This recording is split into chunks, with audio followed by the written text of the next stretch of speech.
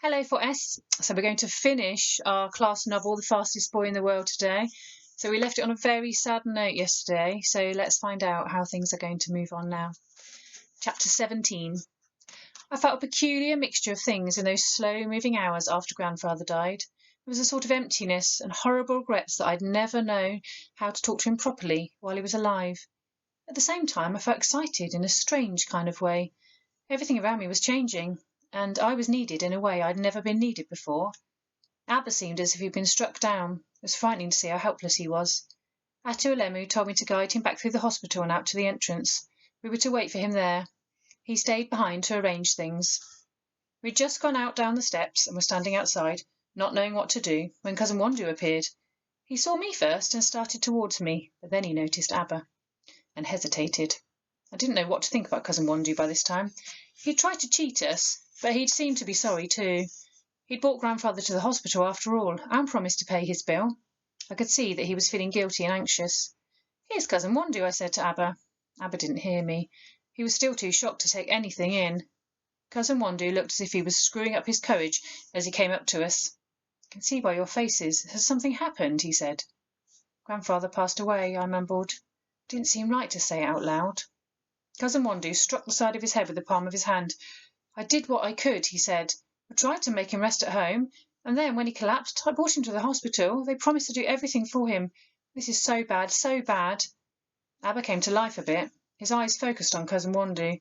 He started to say something, but I didn't listen. I'd seen something else. A boy was outside the railings that surrounded the hospital. He'd stuck his arms through them and was waving at me. It was Kebedi. I ran over to talk to him. "The doorman wouldn't let me in through the gates," Kebedi said. "They're really mean here. What's going on? I went back to the bus station to meet you off the bus from Kidami this morning, but you weren't on it. I heard about your marathon run. Everyone's talking about the boy who beat the bus. I went to Atu office again, but they told me that he'd gone into Kidami to fetch you. I knew you'd be here to see your grandfather." I shook my head. "He passed away just now." It wasn't any easier to say the second time. "Aye, just like that. He walked all the way to Addis Ababa only 2 days ago. I can't believe it." "I can't believe it either," I said, but I knew even as the words came out that they weren't true. I did believe. I knew that Grandfather had died. I'd seen the spirit pass out of him. I'd seen Atu close his lifeless eyes. "What are you going to do now?" Kebedi asked. "I don't know." There was a shout from the gate. One of the guards had seen Kebedi. "Hey, you boy, what do you want? Go away." Kebedi stepped back from the railing. "Like I said, they're really mean here. Look, Solomon, I'll help you in any way that I can." "I know you will." "Don't go home without telling me." "I won't." That was the moment when we became true friends. And we're friends still, and always will be. Kebedi's running his cousin's shop now. I visit him every time I come home to Addis Ababa. Marcus and Kebedi, my 2 lifelong friends. I don't like remembering the next few days. We buried Grandfather that same afternoon in the cemetery at the edge of the city. If he'd died at home, dozens of people would have followed his coffin, but no one knew him here in Addis Ababa. It was only Atu Cousin Wandu, Abba, and me. I knew already, as we walked away down the hillside, leaving Grandfather there for all eternity, that his death had brought about great changes for me. I knew that my old life was over forever. It was almost as if he had planned it. He couldn't have done, of course. He couldn't have known that he would fall ill. He couldn't have known that the bus would break down and that I'd run all the way home. I don't suppose he knew that Atu sports equipment business sponsored young runners at the special school for athletes, and that they would go on and sponsor me. He couldn't have known that I would graduate from there a fully fledged athlete.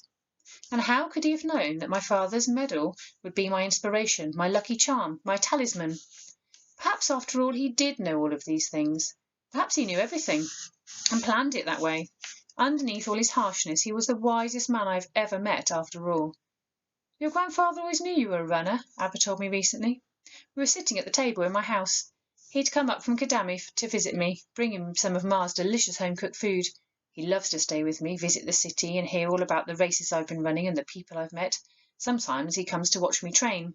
He's even made friends with Cousin Wandu, who's been a much nicer person since Meseret went off with her boss, leaving her daughter, who's a shy teenager now, for Cousin Wandu to bring up." "Yes, your grandfather knew you were a runner," Abba said again. "He used to stand at the door and watch you race off to school, screwing his eyes up to study your form till you were away down at the bottom of the hill and halfway up the other side. Sometimes he'd even give you little jobs to hold you up so that you'd have to run fast in case you were late for school." Is that why he did it? I laughed. He used to drive me crazy. Why didn't he say I could be a runner? Why didn't he admit he was sort of training me? That wasn't his way. He knew anyway that I wouldn't have approved. After all, I always thought that you would stay home and help me on the farm. I didn't answer at once. Are you sorry I went away, Abba? I said at last. He frowned, and for a moment he looked like grandfather. Don't talk such foolishness. How could I regret it? Look at you now. He jerked his chin towards the drawer in the cupboard behind the table. He didn't have to say anything. I knew what he wanted. We go through the same ritual every time. I stand up, open the drawer, and bring out my medals, laying them side by side on the table. There aren't many yet, but I'm slowly adding to my hoard. And the old one, Abba says. I pull the little box out of the inner pocket, where I always keep it, and take off the lid, and lift the layer of cotton wool. The disc of brown metal might look small and dowdy to a stranger. It's worth the world to me. Abba puts out a finger and touches it reverently. I don't need to. I know exactly how it feels. I'd recognise it on the darkest night if someone put it into my hand. I'm trying to be worthy of it, Arrow, I say in my head. I'm your grandson, after all. So a slightly happy ending. He does become a runner after all.